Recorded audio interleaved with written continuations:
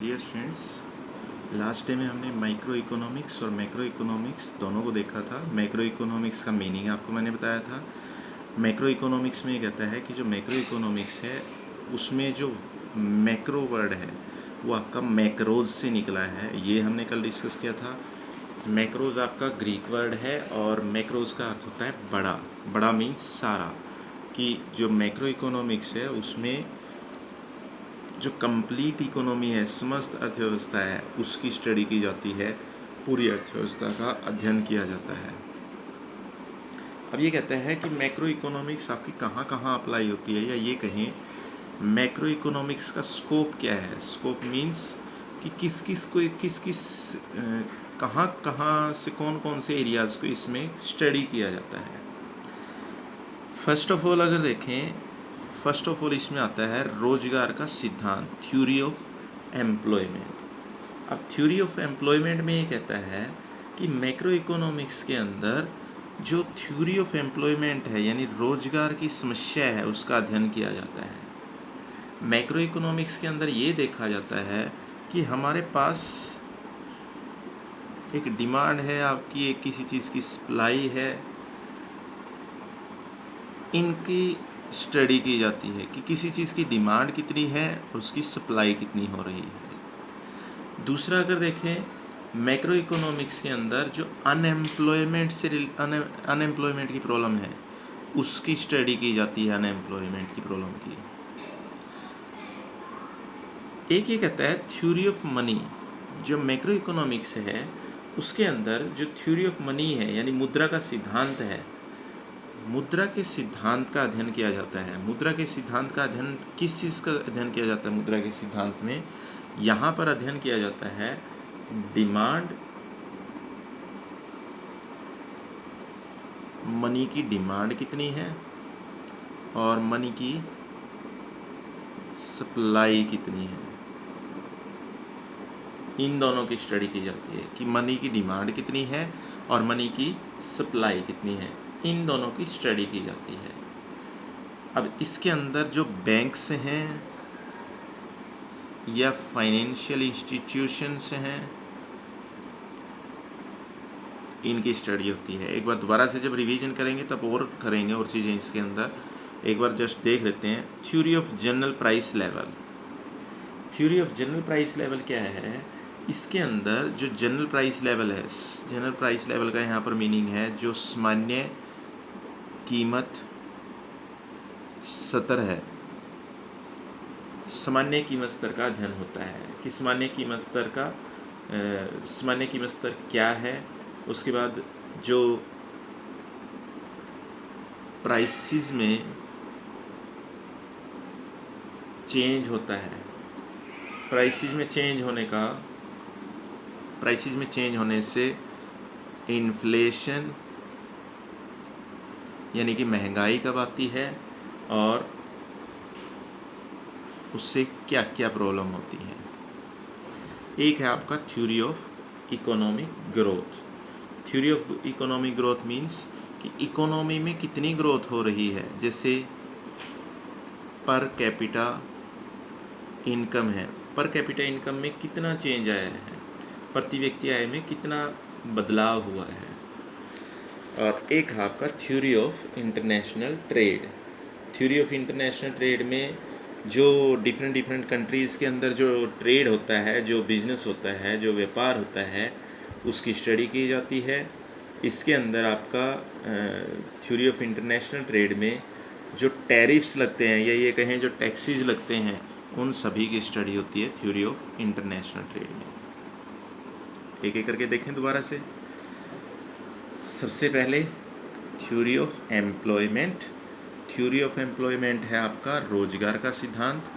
रोजगार के सिद्धांत में हम ये देखते हैं डिमांड और सप्लाई को देखा जाता है कि डिमांड कितनी है और सप्लाई कितनी है, और फिर हम ये कैलकुलेट करते हैं कि अनएम्प्लॉयमेंट कितना है। अनएम्प्लॉयमेंट मीन्स अगर डिमांड कम है किसकी, लेबर की, और सप्लाई ज़्यादा हो रही है, दैट मीन्स अनएम्प्लॉयमेंट आपका बढ़ रहा है। और डिमांड ज़्यादा बढ़ती जा रही है सप्लाई कंपैरिजन में, तो अनएम्प्लॉयमेंट आपका डिक्रीज होता जा रहा है। यानी ये कहता है कि थ्योरी ऑफ एम्प्लॉयमेंट में हम क्या देखते हैं कि जो कंट्री है, कंट्री के अंदर फुल एम्प्लॉयमेंट है या अनएम्प्लॉयमेंट है।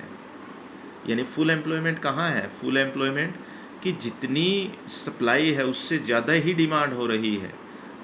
उससे ज़्यादा डिमांड होने का मीनिंग क्या है कि मार्केट के अंदर जो लेबर है वो लेबर आपकी अवेलेबल नहीं है, तो उस केस में फुल एम्प्लॉयमेंट की कंडीशन आ जाती है।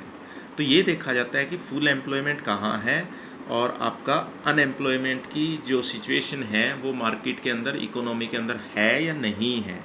तो एम्प्लॉयमेंट से रिलेटेड प्रॉब्लम डिस्कस की जाती हैं मैक्रो इकोनॉमिक्स के अंदर कि पूरी इकोनॉमी में एम्प्लॉयमेंट की क्या सिचुएशन है। Theory of money, theory of money में क्या है? थ्योरी ऑफ मनी में मुद्रा का सिद्धांत है। मुद्रा का सिद्धांत मीन्स इसमें जो मनी है, मुद्रा है आपकी, ये देखा जाता है कि जो मनी है उसकी डिमांड कितनी है और मनी की सप्लाई कितनी है। सबसे पहले मनी की डिमांड कितनी है और उसकी सप्लाई कितनी है। अब जैसे हमें पता है कि जो मनी है, मनी की जो डिमांड है, डिमांड आपकी मार्केट से ही निकल कर आती है। सप्लाई के लिए अगर देखें, या तो बैंक या फाइनेंशियल इंस्टीट्यूशंस उसकी सप्लाई करते हैं। तो थ्योरी ऑफ मनी में यहाँ पर क्या देखा जाता है? थ्योरी ऑफ मनी पे यहाँ पर देखा जाता है कि मनी की मार्केट में डिमांड कितनी है और सप्लाई कितनी हो रही है। उसी के ऊपर जो रेट ऑफ इंटरेस्ट हैं, जो ब्याज की दरें हैं, वो आपकी निर्धारित होती हैं। जैसे जैसे जो लोन के ऊपर जो इंटरेस्ट लगाया जाता है, जो ऋण के ऊपर जो ब्याज लगाया जाता है। अब मनी की जो डिमांड है, अगर मनी की डिमांड मार्केट में ज़्यादा होगी, सप्लाई कम होगी, तो नॉर्मल सी चीज़ है, रेट ऑफ इंटरेस्ट बढ़ेंगे ही। और अगर मनी की, मुद्रा की जो मांग है, यानी मुद्रा की जो मांग है, जो मनी की डिमांड है, वो मार्केट में कम होगी और सप्लाई ज़्यादा होगी, तो जो सप्लायर हैं उनको रेट ऑफ इंटरेस्ट लोन के ऊपर डाउन करने होंगे, तभी जाकर लोन लेने वाले आपके लिए तैयार मिलेंगे। एक है इसके अंदर theory of general price level, सामान्य कीमत स्तर का अध्ययन किया जाता है। सामान्य कीमत स्तर के अध्ययन का यहाँ पर अर्थ है कि जो सामान्य कीमत स्तर है वो बाज़ार में कितना है, कि प्राइसेस जो हैं मार्केट में दो सिचुएशन आपकी रेज कर सकते हैं, दो तरह की स्थिति उत्पन्न कर सकते हैं। एक तो आपकी इन्फ्लेशन, दूसरी आपकी डिफ्लेशन। इन्फ्लेशन का मीनिंग यहाँ महंगाई से है, और डिफ्लेशन जिसमें महंगाई ख़त्म हो जाती है, या ये कहें जिसमें जो मुद्रा है, मुद्रा की जो मुद्रा का मूल्य है वो बढ़ जाता है। तो ये कहता है कि इसके अंदर देखा जाता है कि सामान्य कीमत स्तर कितना होना चाहिए। प्राइसेस में चेंज होने से, इन प्राइसेस में कितना चेंज होने से कंट्री में या उस इकोनॉमी में इन्फ्लेशन आएगा, और कितना चेंज होने से, कितना प्राइसेस में डिक्रीज होने से डिफ्लेशन आएगा। क्योंकि यहाँ आप देखें कि प्राइसेस के ऊपर ही डिपेंड करते हैं इन्फ्लेशन और डिफ्लेशन, यानी कि जो महंगाई बढ़ना या महंगाई कम होना हमेशा प्राइसेस के ऊपर डिपेंड करता है। तो जनरल प्राइस लेवल क्या होने चाहिए? General price level means inflation कभी भी इस चीज़ में नहीं देखा जाता कि किसी एक सिटी में किसी आइटम के प्राइसेस कैसे हैं। अब ये तो हो नहीं सकता कि हर सिटी में प्राइसेस में जो है बहुत ज़्यादा डिफरेंस मिलेगा, ये तो पॉसिबल नहीं है। जो प्राइसेस हैं वो हर जगह जनरल ही मिलते हैं, माइनर चेंज हो सकता है। तो पूरी इकोनॉमी में किसी आइटम के प्राइसेस कितने हैं, पूरी इकोनॉमी में टोटल आइटम्स के जो प्राइसेस हैं वो बढ़ रहे हैं या घट रहे हैं, इन्फ्लेशन आ रहा है, महंगाई आ रही है, महंगाई कम हो रही है, ये सारा का सारा मैक्रो इकोनॉमिक्स में होता है। जब पूरी इकोनॉमी में आप स्टडी कर रहे हैं जनरल प्राइस लेवल की, तो मैक्रो इकोनॉमिक सप्लाई होगी, मैक्रो इकोनॉमिक्स का एरिया है। पूरी इकोनॉमी में आप ये देख रहे हैं कि मनी की डिमांड कितनी है, सप्लाई कितनी है, तो कौन सा आएगा? मैक्रो इकोनॉमिक्स आएगा। अब खुद सोचकर अगर देखें, कभी भी कोई एक बैंक एक सिटी के अकॉर्डिंग लोन के ऊपर इंटरेस्ट रेट तो डिसाइड नहीं करता, तो वो किस में किए जाते हैं? पूरी इकोनॉमी में ही होते हैं। थ्योरी ऑफ एम्प्लॉयमेंट की एम्प्लॉयमेंट कितना है, रोजगार कितना है, बेरोजगारी है या पूर्ण रोजगार है, कौन सी सिचुएशन है, पूरी इकोनॉमी की ही स्टडी होती है, तो मैक्रो इकोनॉमिक्स आ गई। उसके बाद अगर देखें, एक आपके पास आ जाता है theory of economic growth. Economic growth means economy की ग्रोथ, यानी जो आपकी इकोनॉमी है, जो अर्थव्यवस्था है, वो वृद्धि कर रही है, वो ग्रोथ कर रही है या नहीं। अब इसके अंदर अगर देखें मैक्रो इकोनॉमिक्स, फिर वही आ जाती है, क्योंकि पूरी इकोनॉमी की स्टडी करेंगे तभी आपकी इकोनॉमिक ग्रोथ निकलेगी। अब इकोनॉमिक ग्रोथ में क्या देखा जाता है, पर कैपिटा इनकम देखी जाती है। कि इकोनॉमिक ग्रोथ कैसे पता चलती है, पर कैपिटा इनकम से पता चलती है। कि जो डेवलप्ड कंट्रीज़ हैं, ये तो आपकी डेवलप्ड कंट्रीज़ हैं, ये आपकी अंडर डेवलप्ड हैं। दोनों के अंदर क्या सिचुएशन है, कि जो डेवलप्ड कंट्रीज़ हैं उनकी क्या सिचुएशन है, अंडर डेवलप्ड की क्या सिचुएशन है। कि जो अलग विकसित अर्थव्यवस्थाएं हैं वो क्या कर रही हैं, जो विकसित हैं वो क्या कर रही हैं। यहाँ पर कैपिटा इनकम क्या है, यहाँ पर कैपिटा इनकम क्या है। अब सीधी ही चीज़ है, जो डेवलप कर रही हैं, जो इकोनॉमी जो डेवलप कर रही है या डेवलप्ड है, विकसित हो चुकी है, वहाँ पर प्रति व्यक्ति आय ज़्यादा ही मिलेगी। अब प्रति व्यक्ति आय कैसे निकाली जाती है, वो निकाली जाती है आपकी जो पूरी कंट्री की टोटल इनकम है और उस कंट्री में टोटल पॉपुलेशन कितनी है, उन दोनों को कंपेयर करके total income of the country divide by total population, ये पर कैपिटा इनकम निकलती है। तो जहाँ पर आप टोटल कंट्री की टोटल पॉपुलेशन और टोटल इनकम की बात करने लग गए तो मैक्रो इकोनॉमिक्स आ गया, क्योंकि पूरे ग्रुप की स्टडी कर रहे हैं, पूरी इकोनॉमी की स्टडी हो रही है। Theory of international trade. अब इंटरनेशनल ट्रेड हम ये देखते हैं कि हमारी कंट्री के अदर कंट्रीज़ के साथ रिलेशन कैसे हैं इंटरनेशनल ट्रेड में, कितना इंपोर्ट हो रहा है, कितना एक्सपोर्ट हो रहा है, कितने टैक्सेस लग रहे हैं, कितनी इंपोर्ट ड्यूटी हमें देनी पड़ती है इंपोर्ट करते हुए, एक्सपोर्ट करते हुए कितना टैरिफ देना पड़ता है, टैरिफ मीन जो टैक्स देने पड़ते हैं, जो ड्यूटी देनी पड़ती है। तो ये आपकी जो थ्योरी ऑफ इंटरनेशनल ट्रेड है, ये इंटरनेशनल लेवल पर ट्रेड की स्टडी करती है डिफरेंट कंट्रीज़ के बीच में। ये आपकी क्या करती है, study of trade between different countries. अब जब आप बात यही करेंगे कि आप स्टडी ऑफ ट्रेड कर रहे हैं बिटवीन डिफरेंट कंट्रीज़, भिन्न भिन्न देशों के बीच में, तो उसमें क्या आ जाएगा, उसमें आपकी मैक्रो इकोनॉमिक्स आ जाएगी। क्यों?